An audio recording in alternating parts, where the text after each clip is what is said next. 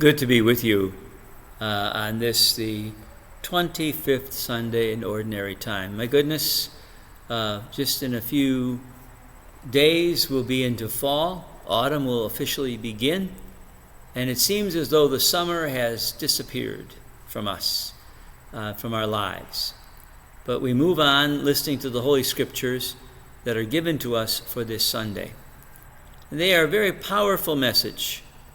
We begin with a powerful message from one of the prophets, the prophet Amos.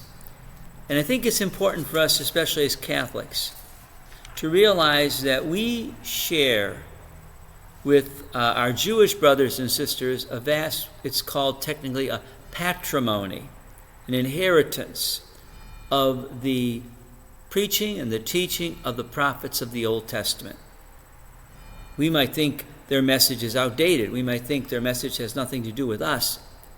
But it is an unbelievable, you might say, treasure trove of teachings of God about our lives.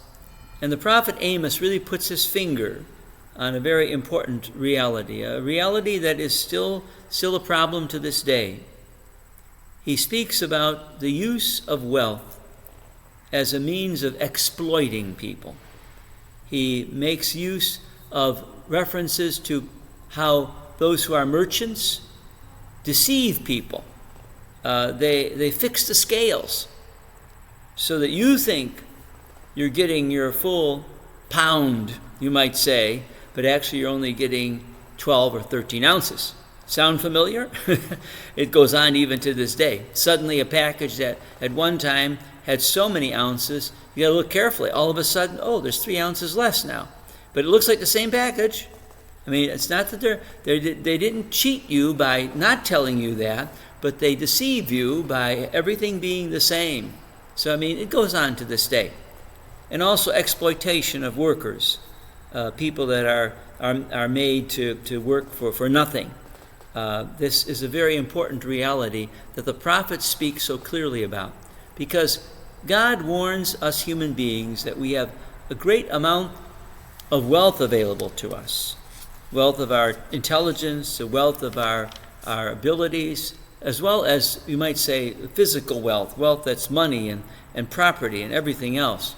And then Jesus gets into a very strong discussion about the reality of wealth too.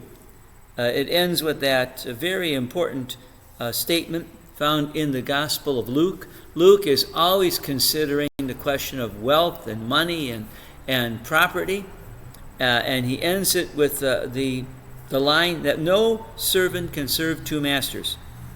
He will either hate one and love the other, or be devoted to one and despise the other. You cannot serve both God and mammon. And that word mammon is sort of a strange word, but it refers to anything really that distracts us from God, especially with regard to our earthly goods.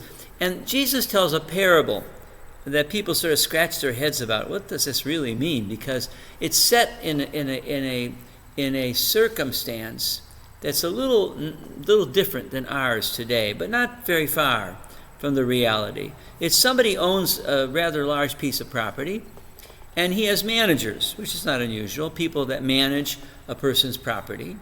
And they have control, the managers often have a lot of control over how that money and wealth is dispersed and used, etc. And in this parable that Jesus tells about this steward, there's been a little bit of a discrepancy being found. And the owner of the property says, well, I think I want to see what you've been doing. And the steward knows, he's going to find out a few things that I don't want him to, and he's going to fire me. And he makes an interesting comment. He says, I can't dig. I'm ashamed. Not strong enough to dig, and I'm ashamed to beg. So he says, I got to figure out a deal. So what he does is he takes their loans that they were supposed to have made, and he actually reduces it for them, the debt they owe this owner. He reduces the debt to make himself look good. I mean, he takes a little cut because obviously part of his management fees probably came out of these deals that he made.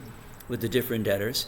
And suddenly, he is, you might say, he is released of his duties, and yet he finds a way to ingratiate himself with others. And Jesus makes a point of this. He says, "For the children of this world are more prudent in dealing with their own generation than are the children of light." And then he says, "I tell you, make friends for yourselves with dishonest wealth, so that when it falls or fails, you'll be welcomed into eternal dwellings." What a strange thing Jesus says. Make friends with dishonest wealth. What does he mean by that? I think he's meaning make use of your wealth for good purposes. Almsgiving, giving it away, sharing it with others. Don't let your wealth control you. You control your wealth according to what God wants, because you cannot serve both God and mammon.